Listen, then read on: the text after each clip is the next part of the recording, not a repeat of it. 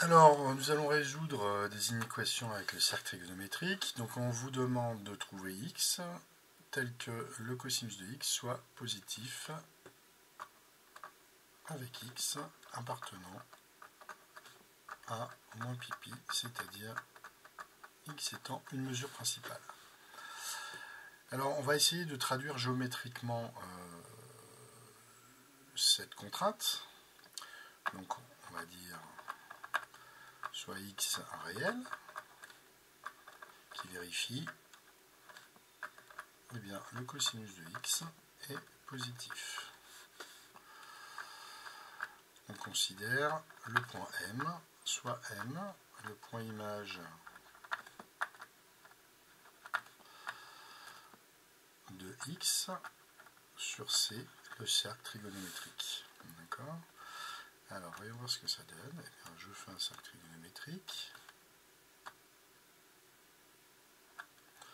Le voici. De rayon 1. Si je prends un point en nombre x et le point associé, dire que cosinus x est supérieur à 0 revient à dire que l'abscisse de M est positive. Puisque je vous rappelle que, par définition, le cosinus x, c'est l'abscisse de M. D'accord ? Donc, évidemment, on va lire le cosinus sur l'axe des abscisses, et on repère donc tous les points du cercle trigonométrique dont l'abscisse est positif. Alors, cosinus x positif, c'est cosinus x compris entre 0 et 1. D'accord ? Eh bien, on voit que tous les points de cet arc de cercle ont une abscisse positive, donc sont associés à des nombres réels qui ont un cosinus positif ou nul. Ce qui nous permet de dire que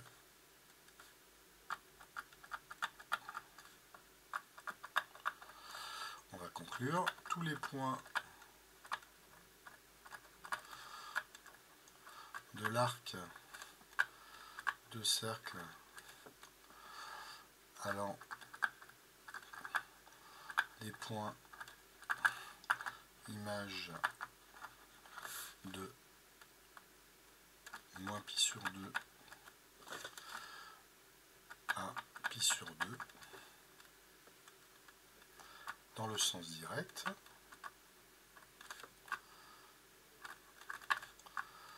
ont une abscisse positive. D'accord ? Donc qu'est-ce qu'on fait ? On balaye. Alors là c'est important. Pour exprimer les solutions, on va balayer le cercle trigonométrique pour prendre tous les points de moins pi à pi dans le sens direct.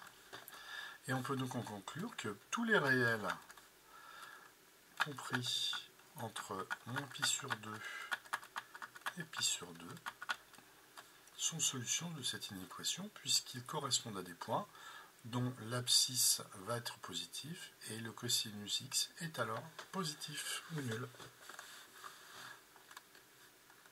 On fait le deuxième, petit b.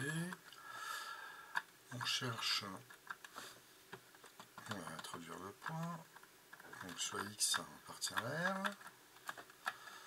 tel que cosinus x inférieur à 0,5 et M son point image. Alors on va traduire cette contrainte algébrique en contrainte géométrique.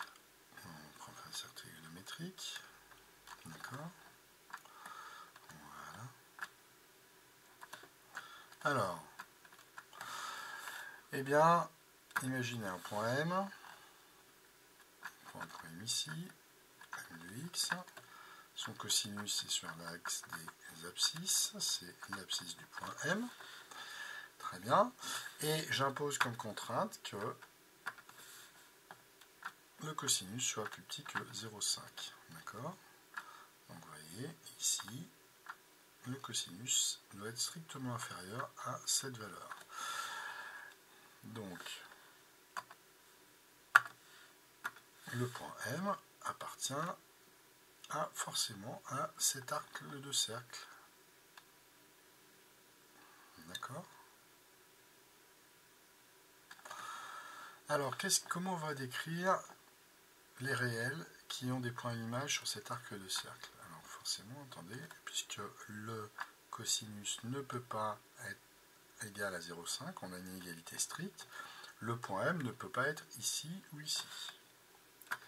Alors déjà, il faut trouver ces points-là. Eh bien, on sait que le point associé au cosinus 0,5 est ici pi sur 3, et ici moins pi sur 3. D'accord? Alors attention, ici, nous allons balayer. On commence toujours à moins pi, dans le sens direct. Et on va décrire les réels qui sont donc solutions de cette équation. Donc, écoutez, voilà, on y va. Donc x appartient, alors je vous rappelle que moins pi est exclu, puisque ce point-ci est repéré par pi et non par moins pi. Donc de moins pi à moins pi sur 3, les nombres réels sont solutions, puisque leur cosinus va être inférieur à 0,5 strictement. J'exclus le moins pi sur 3 pour lequel le cosinus est égal à 0,5 et nous avons une inégalité stricte. Ici, je continue à tourner, donc tous ces points ont une abscisse plus grande que 0,5 et les réels associés ne sont pas solutions. Donc je mets une union et je reprends à partir de pi sur 3. D'accord? À partir de pi sur 3 jusqu'à cette fois pi inclus, eh bien, les points associés au réel x ont une abscisse strictement inférieure à 0,5. Donc voilà les solutions.